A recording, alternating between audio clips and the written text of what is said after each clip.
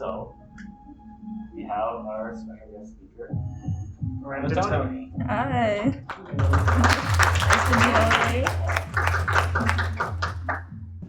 meet every Tuesday, we got some great people right here. And last week was our meeting on independent animation, indie animation, right? Mm-hmm. And we watched your show as well. And we're so glad to have you coming to speak for our club. Yeah, thank you so much for having me. This is really exciting. Sorry. Yeah, I mean, like, if you want to go through the presentation first, or the sessions. Yeah, I just wanted to make sure if I could start or not. Yeah, you can go. Okay. So I've got my little introduction slide. I am Miranda Toney, and I made the indie series Atlas in the Stars. And I got a little introduction here. So I'm an independent animator, and I'm creating Atlas in the Stars. And I actually did everything besides the voice acting for the episode that I just released. So I did the animation, I did the character design, I did the soundtrack. I did it all. That was all me. And then I've been an artist for my entire life, and I've been animating for 10 years. So I've been doing this for a while. And then I've been working on this project specifically since 2020. And I just began working on episode 1 near the end of 2022. So it took over a year to release and complete. And it just released in December of last year. And here's a little bit about my history with animation. I began animating in 2014 because I got inspired by a bunch of animations that I saw on YouTube. I was watching it and I was like, yeah, I want to do that. And then when I was first starting out, my animations typically were only a few seconds long. I would just animate my characters, kind of practice. And then as the years went on, I got a lot more ambitious and I began to challenge myself to work on larger projects. Another thing is I'm self-taught and I didn't go to school for 2D animation, but I did actually go to CCAD for a while for 3D, but I didn't end up pursuing it because I don't have the patience for 3D actually. So weird. Yeah, it's just not my thing, I guess. And though I'd like to take on freelance work someday, I'm kind of just focusing on my own projects for now. So I'm just gonna keep doing my project. Maybe in the future I'll have some freelance stuff to do, but that's basically my plan for now. And here's another part of my history. Before I started working on Atlas in the Stars, I created 2 animated shorts, which were around 2 to 3 minutes each, and they were my first animations that actually featured voice acting and a storyline. So they were kind of like my gateway to practicing bigger projects. And these shorts mainly they served as a test to see if I could actually handle the bigger projects. They taught me a lot, and I played a crucial role in helping me discover my creative process and how I'd be able to handle it. And I have a very organized approach, I'd say, when it helps me with my bigger projects. And then once I proved myself that I could in fact handle it, I took the leap and made the decision to finally make my series a reality. And here's a little bit about Atlas in the Stars. So the first episode of the series was released last year in 2023, and it was around 30 minutes long. There is a planned total of 8 episodes, and they're gonna have around the same runtime of 30 minutes, so it's a little bit of a big project. The animation was actually entirely made in a free art program called Fire Alpaca. That's crazy. Oh my, that's crazy. Yeah. Everybody's like, that's crazy, but this is the animation program that I started out with. I've been using this since I began. But I think it was kind of cool to make something in a free art program to show people you can really do anything. And as of now, I plan to continue handling the majority of the animation process, but it would be nice to create a small team over time to help me with things. And that's pretty much it. And if you guys got any questions, I can answer. Awesome.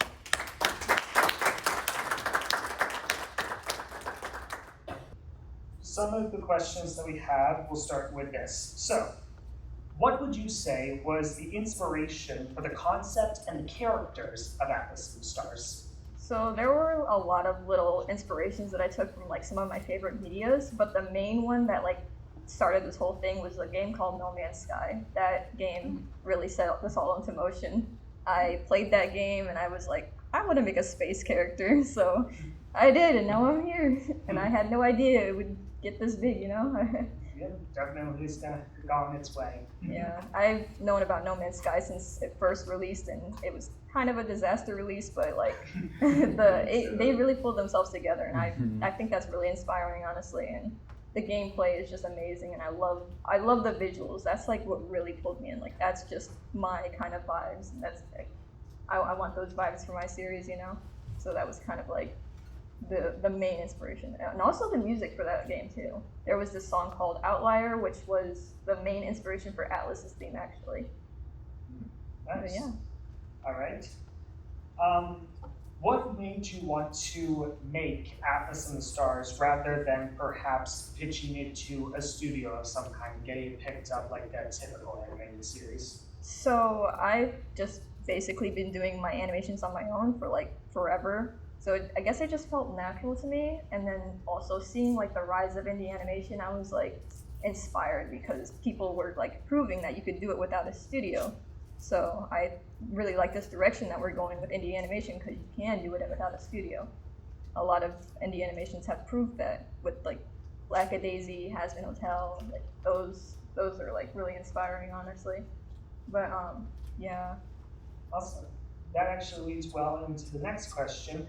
As a rare creator during the rise of indie animation that has made their show all by themselves, what would you say was the motivator that led you to decide to make your show by yourself rather than with a small team of people like most creators, even if it's just comprised of a few individuals?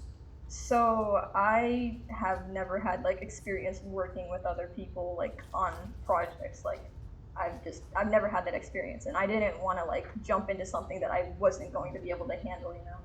So I was like, I could have done the research, but honestly, I think I wanted to like do my project on my own.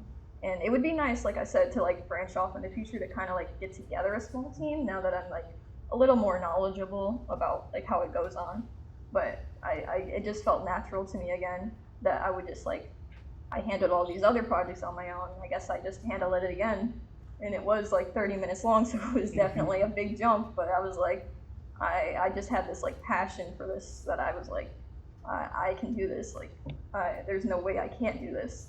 So I just kind of went with my gut and I did it. You did it well. Thank you. All right. Now, this one is a little bit more on indie animation as a whole. What is your opinion on the current state of indie animation? And in your own opinion, where do you see it going?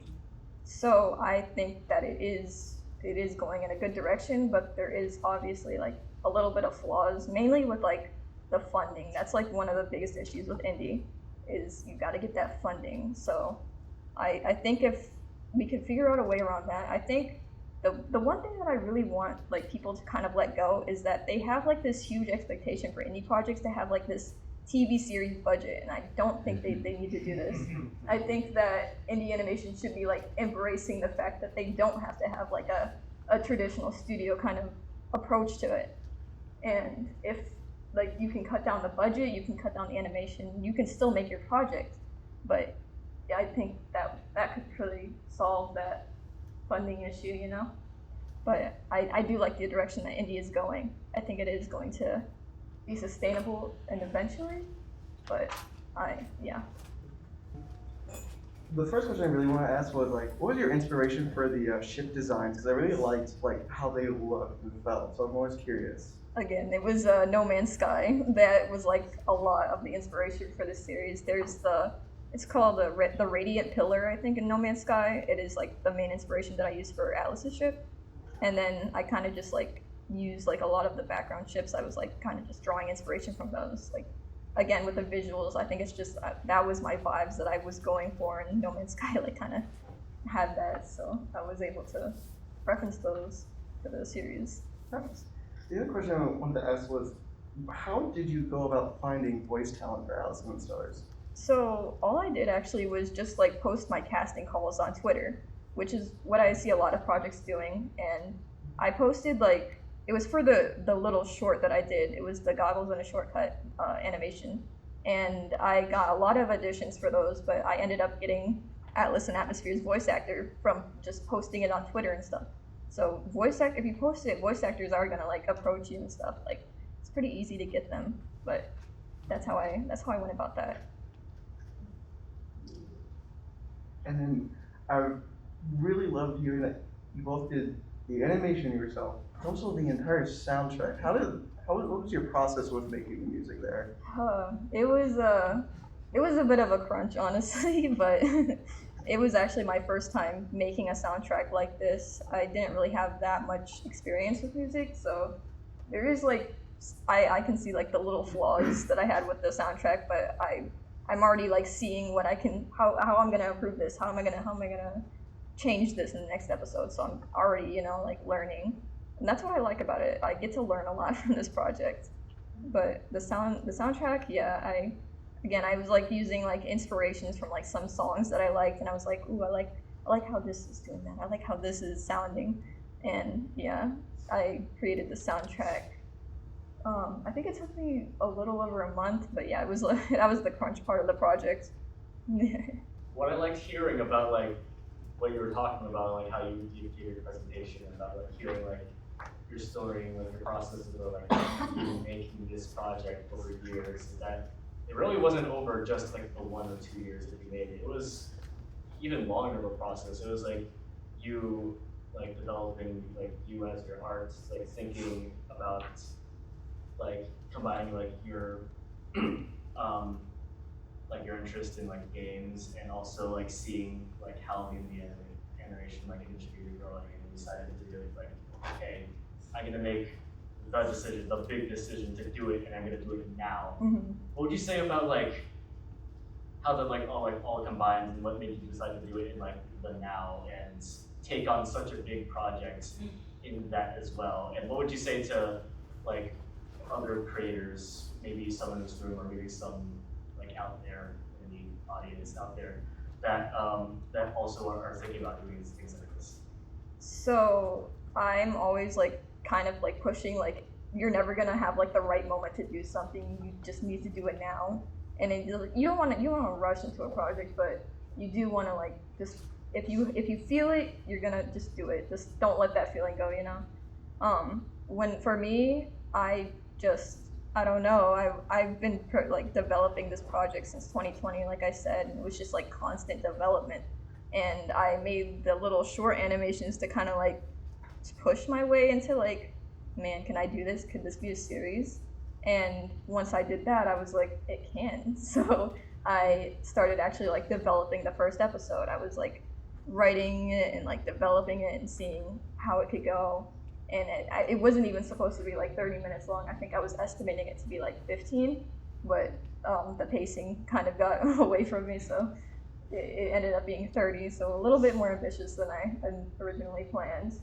But in that moment, I think that everything worked out. Like, I think that was the right moment to do it, because even looking back and looking how I released it and everything, I think that was the right moment. And that's what I think a lot of people should like remember. Like, you're never gonna have like a right moment. You're always gonna be improving. You're never gonna like, it's never gonna be perfect. There's never gonna be a perfect moment. Just do it. Just start.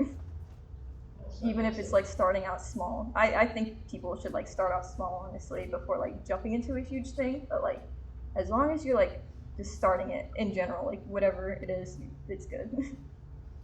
And I love I love like adding on to that. I love how you were using like all these different like free programs. Like, you animated the whole thing in Fire Alpaca. Mm-hmm. As someone who Fire Alpaca was my first like visual art program, I used it for like 5 years. And as someone who's animated in Fire Alpaca, that's not easy. It's not easy at all to do. Hey, it feels easy to me.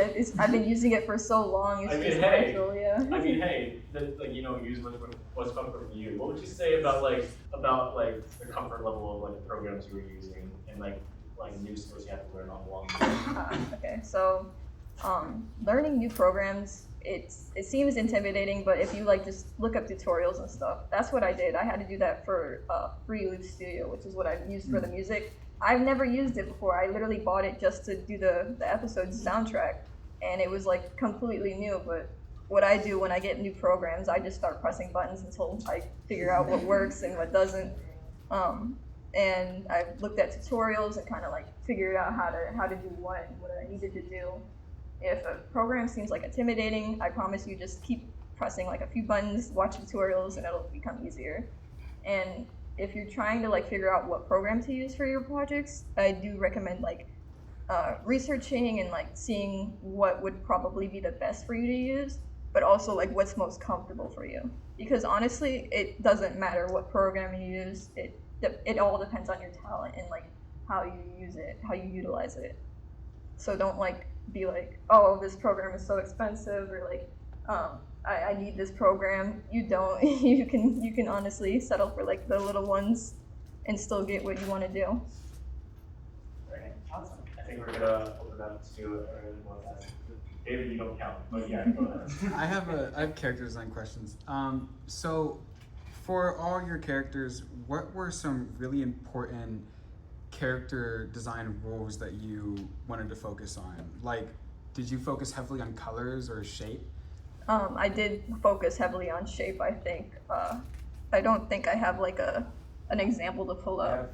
I was very, shape was like very important to me. And you can see that he has like 6 hair shapes. It's very easy to look at. Atlas got her hair like shaped down, and I think their hair kind of makes them unique. And they're easier to look at and everything. And the main parts of their design like stick out, which is what I wanted. Like you can see that Atlas kind of has a like explorer look going on because she's got her big bandana, her goggles, and you can kind of just tell Nebula's got her little suit on, shoulder pads. She's so small. Yeah, she's very tiny. Colors were also pretty important to me because, as you can see, the protagonists kind of have that bright, saturated color palette going on, but the antags got the purple vibes going on. But yeah. I love that. Just as comparison again, you can kind of see. I think they just like kind of blended too much together. They didn't really stand out as much, but I exaggerated a lot, like with his hair and her hair, and the shapes in general. How did you go about like building a social media following for your work? So I did kind of have like a decent following beforehand, but I think just learning the algorithm and marketing, kind of pushing your project out there. Don't be scared to like talk about your stuff, because there's no harm in like posting, and like it might not get likes, but it is going to get views, you know? And you just kind of just want to keep pushing yourself out there, even if it doesn't like feel like you're gaining a little bit, because it's gonna like eventually catch on with people. So I've just been, for years, I've just been building my following. I think I've been doing this like since I was a kid, basically. So I've kind of had that going for me. And when I started doing my project, a lot of more people were like interested, because I was kind of just like doing fan art and stuff before, which isn't bad, but like I feel like with the project, people were like, oh, you're this, you know, you're like this creator, you're doing this project. But like, and even now, I think I could be better with my marketing strategy. I'm trying to like improve that. I know Reels is like the way to go now, so I'm like a little angry about that, but that is really the way to go. TikTok and all that. So you just kind of like gotta adapt to the social media and what people usually look at too. One of the things I think is like really like underspoken about or like underappreciated when it comes to, you know, taking on big projects and this other stuff is work ethic.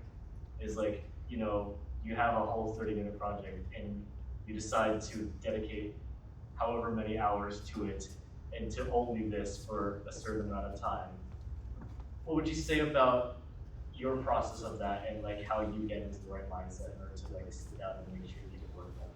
So I'm glad you asked, because I actually brought some examples of that with me.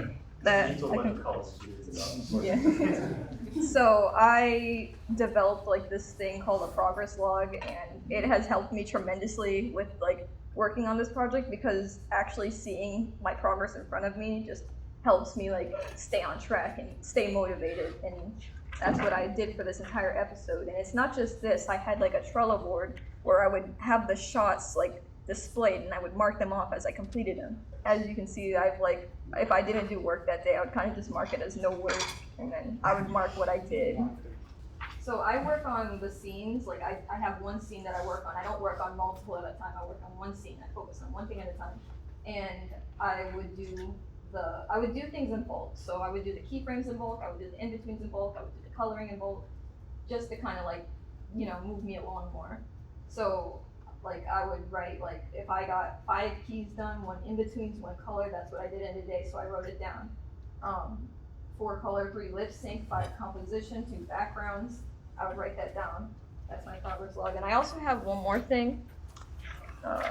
This is what I'm actually working on right now for episode 2. I have my scene 3 checklist, and as you can see, I'm marking it off as I go.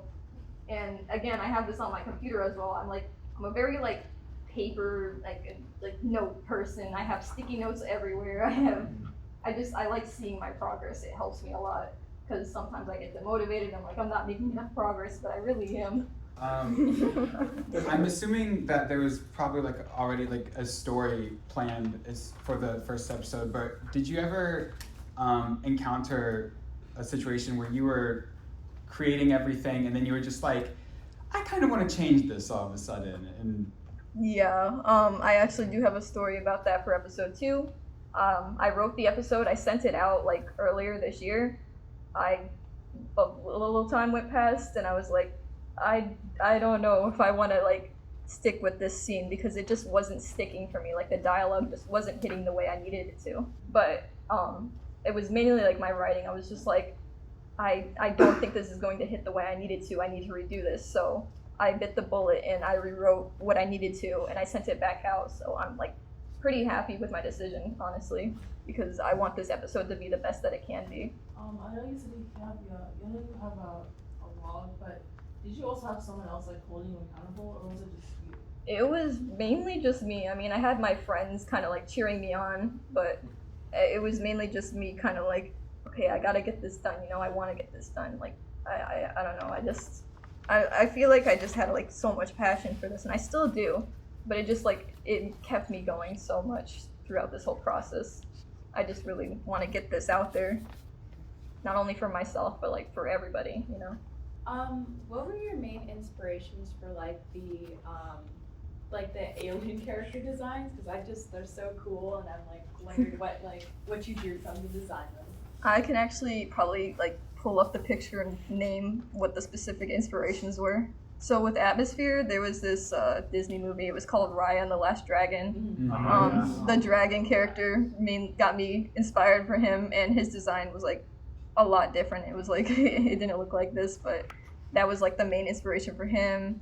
This guy Quasar was inspired by like the character you'd probably expect the least, which was O from Home. Oh, from home. I was like, I like the look, and I just somehow incorporated that into him somehow. Nebula was like Reagan from Inside Job. Yeah. Atlas, I think hers was like the 13th Doctor. She had like goggles on in this one shot, and I was like, that looks cool. Equinox went through like a bunch of changes. I can't really like pinpoint a specific one for Equinox, but I did kind of like this isn't even like the updated design actually. I amplified the deer features that they have. There they are. There we go. They've got like hooves too. You can't see them, but I was like, I want to amplify these deer features, And then Cosmo, I think the guy from, what was the movie, Onward, I kind of like, yeah, I forgot his name, but that was, yeah. I was like, I want that kind of vibe for him.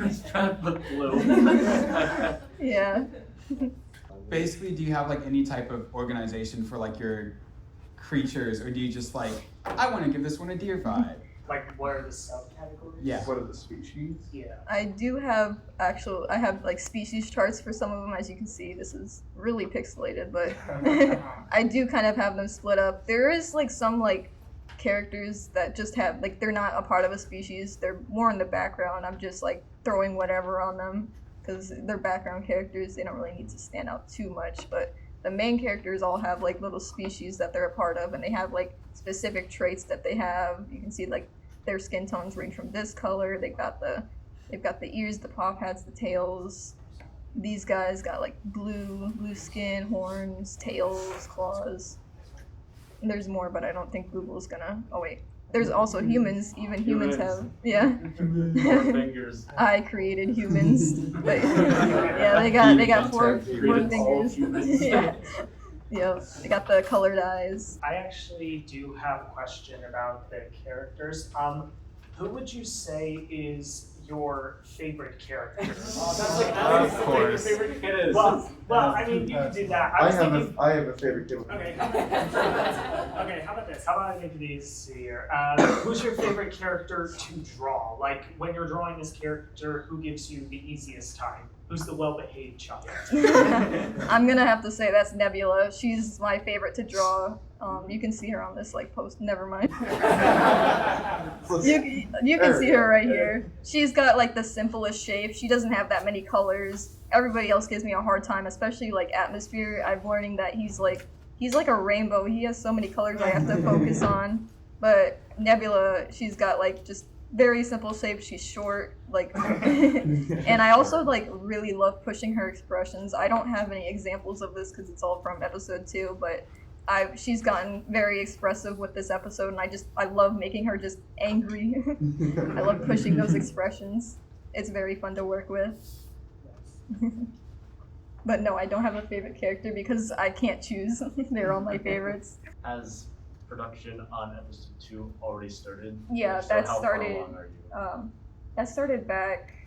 Animation started in March, I think, and I'm on scene 3 right now. But I'm kind of working out of order on the scenes, which I haven't done before. But I'm trying something new.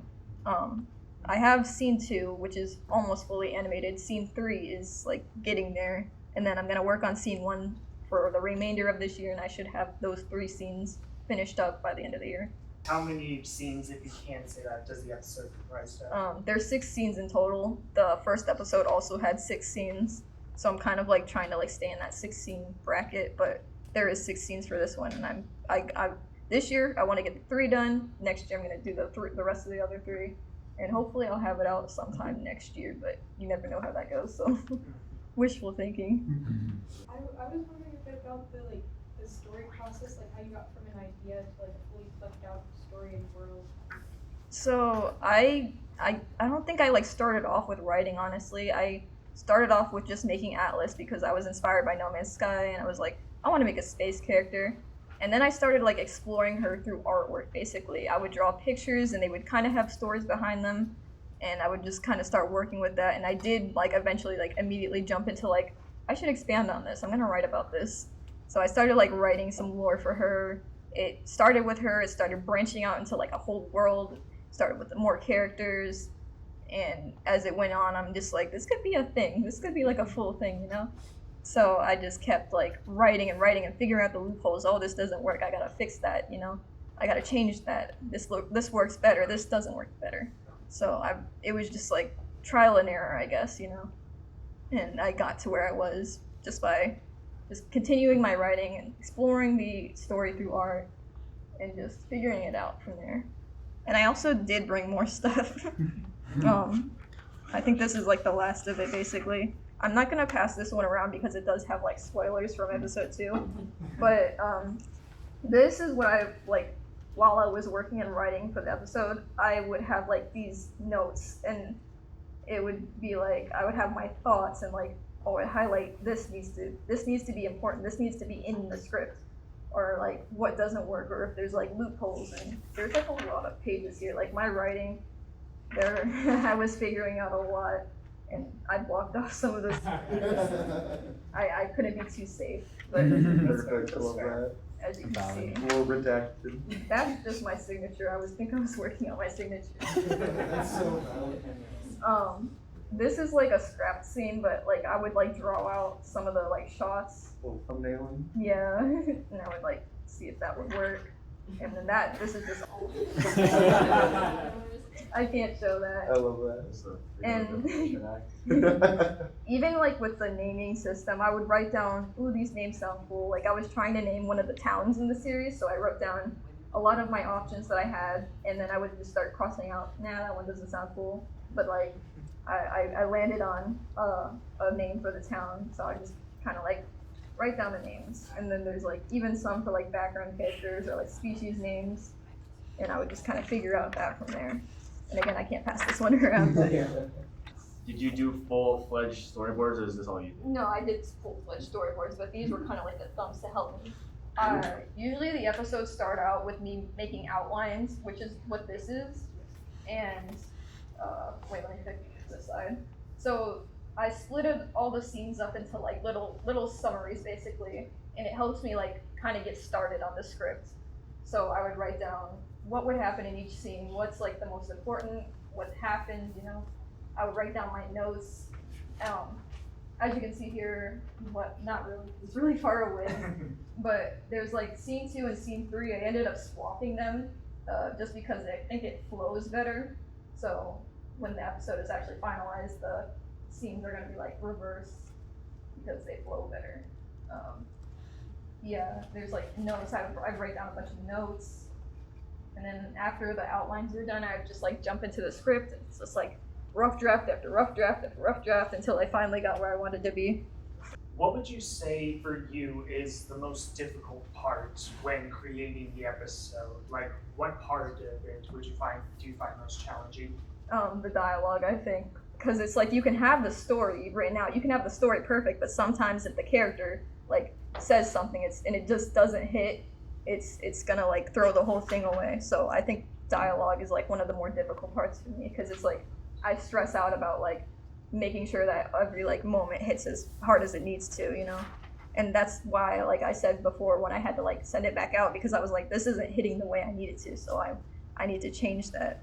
And I'm very happy that I did, because I think it does finally hit the way it needs to be. From the start to the end of the first episode, what would you say took the longest time out of the development process? The animation, for sure. That was like the longest part. The scripts writing, the soundtrack, that was literally all just blimps compared to the animation, honestly. It's a very heavy process, because it's got like storyboarding, rough animation, you gotta color it, you gotta lip sync, it's like, you gotta edit it, make sure it looks good, backgrounds. There's like a lot of steps in animation that just kind of make it a long process. You mentioned wanting to maybe hire other people to make a small team. What would you have them be doing? Like, what is the process that you'd be most willing to give up? So that's a good question, because I'm still not entirely sure, but I think my first step would honestly be like helping with the concept art, because it would be nice to like not have to like do all of that. I like doing concept art, but when you're doing everything else, it does get a little heavy, you know. So I think my first step would be branching off into visual development. It would be nice to have people that could color the animation, but again, it gets tricky with the animation part because it's Fire Alpaca and it's not an industry standard program. So it's like, free. Yeah, it is free, but you know, it's like, who really like has the like proper experience, I guess. I don't know. I don't think I'd ever like give up the animation entirely just because of that, and also I still don't know how to work with like animators on a team. I don't want to have that like responsibility yet. If I do ever like do another project outside of this, it's definitely going to be a lot different. It's going to be a lot smaller, I'll tell you that. But maybe I was thinking about like, if I ever do end up working with a team after I do like the proper research, I could do like a short film to kind of like branch off into that. So I think it is just going to be like a small process. It's going to be a long one, but start off small, get bigger, and see how that goes. So, did you have a musical background when it came to making the soundtrack? And if not, when learning the program, how did you go about making the soundtrack that you wanted to hear in the mission? So no, this was like my first like step ever into soundtrack. I did like do like the little ones on my phone before, but I feel like it's like a totally different experience when you're actually working in like an actual like music program. So it was like my first time working in this program ever when I started making the soundtrack. And I watched tutorials, I kind of experimented with it. I made like little snippet songs to kind of just like help me practice and get into it. I think Atmosphere's theme was like the very first song from this soundtrack that I actually made. And I was like, wow, this is good. I think I could do this. So I stuck with it. And again, with like drawing inspiration, that like really helps me a lot when it comes to like getting things to be the way that I want them to be. So it was Outlier from No Man's Sky soundtrack that inspired Atlas's theme. There was more, but it's like slipping my mind. But like I would just draw inspiration from like things to kind of like format, you know. And it definitely turned out the way that I was hoping for. So I'm really happy about that. One of the things that like was sticking out to me was the scene where I think it was like they went into like the white room, right? Mhm. And it was like going into the memories, right? Mhm. What would you say was the inspiration behind that, and like where that I can't say where it might be, but like what you're thinking about like what it means conceptually for like for like development. So I think the one thing that like stood out the most is like a lot of people were like, wow, like we're sympathizing with this character, and that was like the first like moment that we saw him, and I think that was like important for me to like kind of reveal him that way, because that's just the way I want him to like play out, without saying too much. Yeah. I'm trying not to, but I wanted it to be like, oh, you gain sympathy, wow, he's like, you see what he's going through, you see why he's doing what he's doing, and then as the episode goes on, you can see at the end he's kind of like, he's got a little questionable, you know. So it's like, what's really gonna like happen here? And I think that was just kind of like an important part to like kind of just show who he is like outside of like his like strong like brooding demeanor that he's got going on. Okay, how about, here's a question for the future that's not about spoilers. So you're making Alice in the Stars, and your goal is to try and make 7 more episodes. What is your overall hope for the series? Like, if you could see 5 years into the future, what would you like to see regarding Alice in the Stars and its process? I would just like for it to like just leave an impact with people, and I think like the main thing is what I want to do is like I really want to inspire people. I want these characters to kind of like stick with people. I want the story to stick with people. I want my story to stick with people, because I think that just inspiring others is like a good thing to do, especially with like big projects like these. Like you don't really see it as much, but now that the indie animation community is like growing, there's like a lot of ways to inspire people. Let's bounce off of that. What are some indie animation shows or projects that you've particularly been a fan of so far? So I have like the big ones like Digital Circus. I think that's my favorite right now. Has been. There's like a lot of them from like my friends and everything that I see, and I try to support them as much as I can. There's Lumi and the Great Big Galaxy. I just backed that one on Backer Kid, I think, and I hope that one gets funded. There's Sinking Road, which is like actually it's like a movie, and it's created by one person as well, and I think it's like 40 minutes long or something, maybe even longer, I don't remember. But that should be coming out next year, I think they said. But that's another one that I'm really excited for. Just like there's like these like little Warrior Cat series on YouTube as well.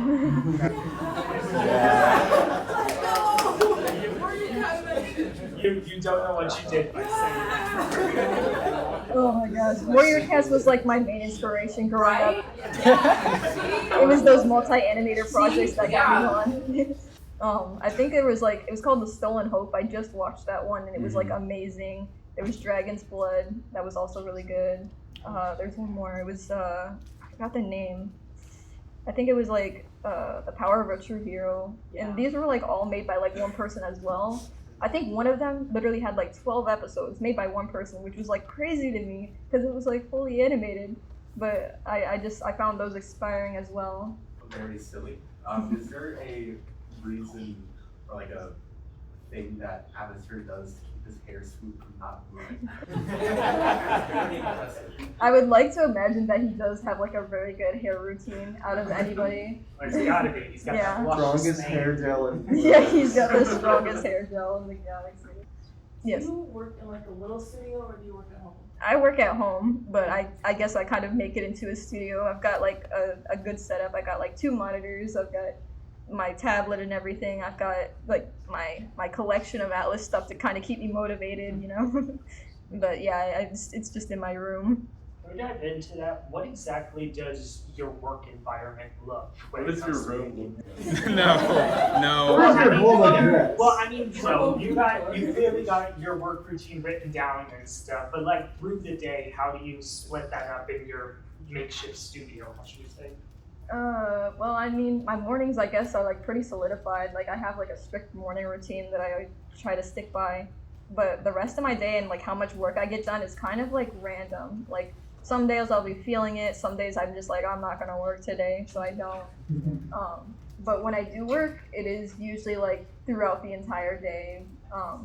I just kind of sit there and I work through the day. I know at the end of production, I was working until like 5 or 6 a.m. It was crazy. But I try not to stay up that late when I'm doing it anymore.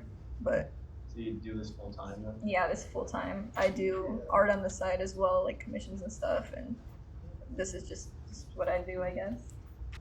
How is it being an artist full time? I guess like money. Financially, thank you. That's the word I was missing. It is definitely probably like harder than like, you know, having like a full-time job, but also like I don't know, I feel like if I was doing like an actual job, I wouldn't be making as much. So I'm like, I think I'm just gonna stick with this, and it's been sustainable. Like I've been like growing, like I've been like comfortable, but yeah, it's definitely harder when you're a full-time artist. Yes. Is there any specific steps you take to kind of like separate your work from everything else? Like, do you have like a separate workspace that you can just kind of like close off and kind of set to the side? No, I wish I did, but unfortunately I don't. So I just kind of like, I just use my computer for like everything.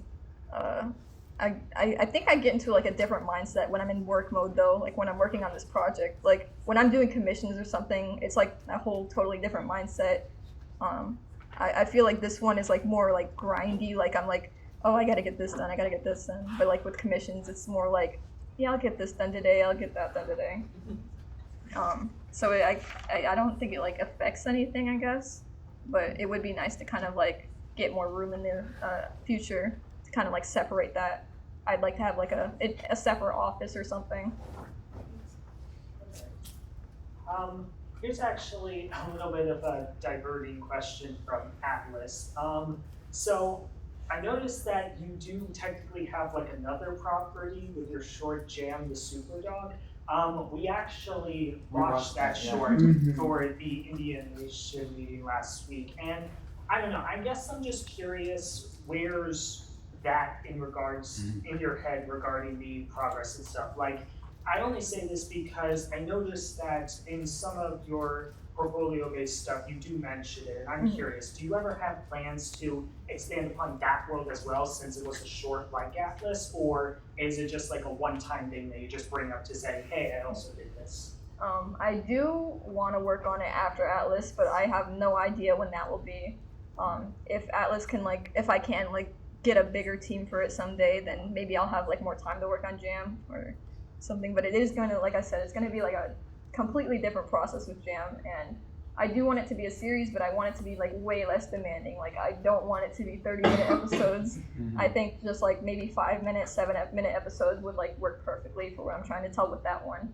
And I think even I guess lessening the animation style just to kind of like make it less demanding as well. Somehow, I haven't figured it out yet, but I do want to eventually work on Jam because it's actually like one of the longest projects that I've had. I created it back in 2017, and I kind of fell out of it because it was supposed to be like my first series, but my computer surged and I lost the episodes, so that that went down the drain. Always make backups, guys. Yeah, I'm very, very careful about backing up my work now. But yeah, I would like to make Jam something in the future, but I just don't know when that'll be, and I'm kind of just working on developing it in the side when I have free time. Like, I'll get an idea and I'll write it down, and I'll just kind of come back to it when I'm ready. For projects like Atlas, where you know you're going to be putting it out into the public, like for others to see, how do you keep yourself from going back and like redoing things? So redoing things would like make it like so much trouble. Like I like the thought of just redoing any of the animation. Just like I just never wanted to ever do that. So I guess that keeps me from doing that because it would just be a pain. Like I don't think there's like any way to do that where it's not just like that would be way too much work. But I don't know. I just like if I kind of just like I don't like it's good to have like criticism and stuff, but I kind of just like focus on like I like this, so I'm gonna put this out. And I kind of just don't like the worries of like, oh, what if people don't like this, or what if this doesn't work, or like, you know. So there is some things that I can redo, like that isn't animation that I'm like fine with. Like if I need to like re-edit a shot, I'll do that. If I need to redo the lines, I'll do that. But other than that, I'm never doing the animation over. What is some like general advice for people who may want to like be independent creators like in the future? So, I think my first thing that I would say is just like start off small. Don't jump into like a huge, gigantic project as your first like step into indie. I think if you just kind of like start to slowly branch off, you'll find your like footing. And also like just like don't hold yourself back either. Like if you're worried, like I said, I think earlier in the meeting, like if you're worried about oh it's not ready yet or like oh I'm not good enough yet, just like do it because there's never gonna be a right moment to do it. And honestly, just stick to it. Like it's better to like create something than to not have created something. That's one motto that I always try to stick by. Like I think I was going through like a bad slump with my art like a few years back, and I was just like I don't know, I just couldn't draw, but I was like I need to draw because it's better to just have stuff to look back on than to not have anything to look back on at all. And I keep that in mind for everything, honestly. When it comes to your project, Atlas, and it comes to specific aspects of the project, such as like lip syncing or coach teams or English food, what is one aspect that you prioritize the highest? I mean, I guess the writing. I mean, I want the writing to hit, but I also think that the art style and the animation is like a good seller too. But it's like I'm one person, so I can't really like hold myself to studios, and I like there's like a bunch of errors that you can see in the first episode, and people are like always in the comments like, oh, his seatbelt just like reappeared in this shot, but I'm like, I feel like that's like so like little, like yeah, I don't know. Those people have never had to animate projects. I know, if only they knew the pain. Yeah, really, even major studio projects always have little errors. Yeah, they have the errors. Let's talk about like the future now. Like where are you seeing about like the progress and how the project is going? I know you can't talk much about it, but like in like 5 or 10 years, maybe let's just go with 5, but or maybe just like even like 2, like 2 years from now. What's like the ideal for where you are? Maybe for this project, but maybe more generally as well for like artists. Well, I mean, that's a good question. Brom straight up just asked for a 5-year plan. That's crazy. Do you need it itemized? Do you have an MCU phase plan? She's got the charts ready. I fully expect to like dedicate a lot of my years to this project. I think 2030 is like the minimum for this to get done, honestly. But I'm okay with that because I like this project and I have hope for it. And I hope by that time I like I'm not doing this for the numbers, but I do hope that it like kind of like gets out there and resonates with like more people as the story progresses, because there's like a lot of things that I think will resonate with people later on in the story, and I think that would be really cool if it like just it did its job and like inspiring people, resonating with people, and just kind of like working, I guess. I have no idea what the future holds just because I'm one person. Maybe I get a bigger team in the future, maybe I don't. I'm just gonna keep doing what I'm doing until I can't anymore, I guess. Just to see how it goes. I mean, hey, it's only episode 1, and you've been to conventions, you're at talks and Q&As with people in college, so Yeah. not a bad start. It's definitely been like a journey for sure. Like I'm really happy. Like no matter how far I get, like I don't know how far I'll get, but it's like maybe I'll finish, maybe I won't, but no matter what, I think it's just all going to be worth it because I get to have moments like these and just all the experiences that I've had that I've gotten from the episodes already. It's just crazy, and so I'm excited for whatever just happens next. If you were to look back at yourself at the start of the project, what would you tell yourself? Ooh, that's a good question. I'd probably tell myself to like not beat myself up so bad over like not making a lot of progress. And also just go with the flow more, because I do like kind of sometimes have those moments where I'm like, oh, this needs to be done faster, but I just like I forget sometimes that I'm just literally one person, and it's I'm not a machine, I'm not a studio, so I just have to remember that, and I hope that eventually I'll be able to like completely rid of that mindset. Yeah, when I was reading over your packet of all the days, I was wondering when you wrote down no work done if there was some vitriol in that statement. I literally just didn't get any work done on those days that I marked it. So I just didn't work on the episode those days, and I think it's very important that like for me to take breaks, because burnout is like so bad, like you don't want it to happen. So I make sure to like have self-care days and like do other things, step away from my computer, step away from the project, don't think about it, don't look at it, just like do other things that like bring me happiness or something. But yeah, if I worked every single day, I think that would be a little crazy. There are a lot of animation companies and cartoons and stuff like that. What would you say were the biggest that inspired you to pursue animation and art and stuff like that? Definitely DreamWorks. I always loved it. I wanted to work at DreamWorks when I was younger. I thought I would, but I don't know. I mean, I just ended up here. I mean, it's cool, but like DreamWorks was just like I loved that company. I loved their projects, everything about them. I have like an art book from DreamWorks, and it has like all of their projects in it. And I had like a lot of inspiration with that, and just like I like their approach to storytelling and how their styles like just differentiated. How's the word?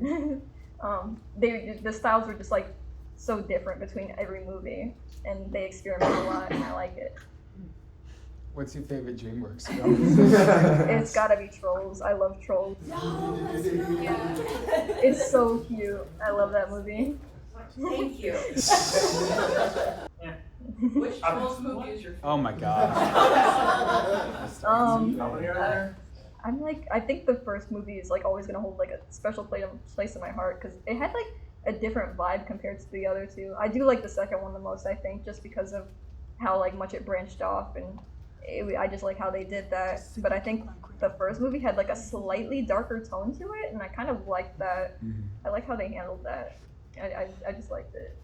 Trolls played like a huge part of my style. I don't think it like shows as much anymore, but I think I took like the teeth thing from them with Trolls. Like I had like the rounded teeth style for like a long time.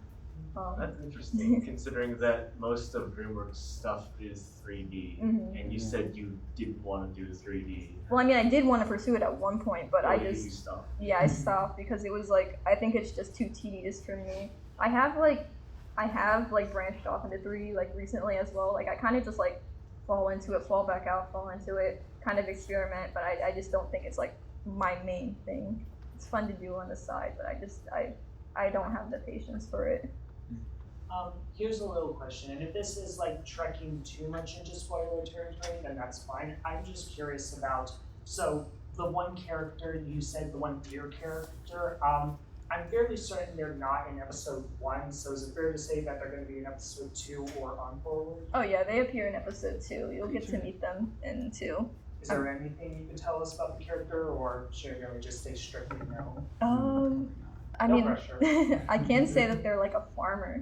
That's like a little bit of a tidbit there. She gives off farmer vibes. Yeah. I was thinking either that or mechanic. Heavy Yeah. overalls. There's that one. Yeah. I think that's all I can like really give away right now. Yeah, no, totally. When it comes to creating like background scenes, how do you go about that? Background things? Like the settings, the things that we see in the background as the characters are moving on that complete the scene or the conversation that they're having. So I don't know. I mean, like, I just kind of like I use a lot of colors to kind of like control the mood for those backgrounds as well. As you can see, like this one's supposed to be like upbeat, so it's like it's got that like light blue going on. This one's got the dark purples and the little orange sky going on. It's a little bit of a grim vibe. So I use colors a lot to kind of like control those scenes. I wish I could show you my color scripts. They might be on Google. So as you can see, this is from episode 2 actually. but I've kind of like got these colors and like controlling the mood here, and my color scripts are like what I rely on for like how the final background is gonna look. And I have like a lot of like separate concept sketches, like like this thing right here. It's got like a whole other reference that I'm gonna use to like draw the town and stuff. Like it looks like just rocks right there, but it's gonna look a lot different. But yeah. Yeah, that's supposed to be a town. It's a faraway shot. Yeah, it's far away. I try not to focus too much on details, like specific little details, which is why these are like, I draw this with like the lasso tool. I try not to spend like a lot of time on like little things, but yeah. I think it still gives off like the vibe that I'm going for. Can we see the other pictures on this? Yeah. Let me see. So this is like another little concept I've got for episode 2. She's so angry. Or the teleporter. Yeah, she's got a little teleporter here, and I'm trying to like work out how it's gonna look when it's actually working. This would make a really good visual game. That would be cool. Yeah. And there's this one. This was from episode 1, and I was trying to figure out how the planet feeding was actually going to look. And I was like, this one is a little crazy because it's the entire planet like consumed. So then I kind of like started moving towards like, oh, it's only gonna go like to the cracks. It's gonna fill up the cracks, and then he's got like the powers right here. I think that's like, yeah. And then I was like advertising my Patreon. I gotta do what I gotta do. Gotta get that bread.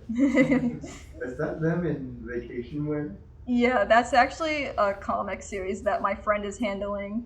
I've got like a mini series going on. So cute. Yeah. Here's like the cover of it. My friend is like doing the writing and the art for this little comic series. Where can we read this? It's on all of my social medias, so Mirandamations, Atlas and the Stars series, so Instagram, Twitter. I also posted on my YouTube community tab. Is there like a place where they're all like compiled? No, I need to get it like up on my website actually. That's like a good idea. What made you want a comic series running during production and stuff, just to give something to the fans and stuff? Yeah, just to kind of like branch off on the characters and because there's like such huge gaps in between episodes, and I can't really do like animated shorts because I need to focus on the actual episode. So I got my friend to like work on the comic series. So I was like, well, that's a cute little idea, and people do seem to be enjoying it and like seeing different sides of the characters. And I think it's like, it's not really like canon, like nothing is like to be taken so seriously. It's just like a little fun thing to just see the characters again. And I think it's like a good way to kind of just feed the fans, I guess. Feed the fans. Yeah. Give them little breadcrumbs. Yep. There's like little other concepts too. My friend did all these concepts. So you do have a team. A little bit. I just started working with her. There's actually another comic that's going to be released this week, this Friday. So, yeah. Well, better I be like how there. Nebula's sun hat in one of those, like just completely just covers all the way to her shoulders. So, how do you navigate community engagement? Community engagement, like marketing and stuff? Well, like, Or just keeping people engaged? Interacting to fans. And doing missions and all that while also working on that.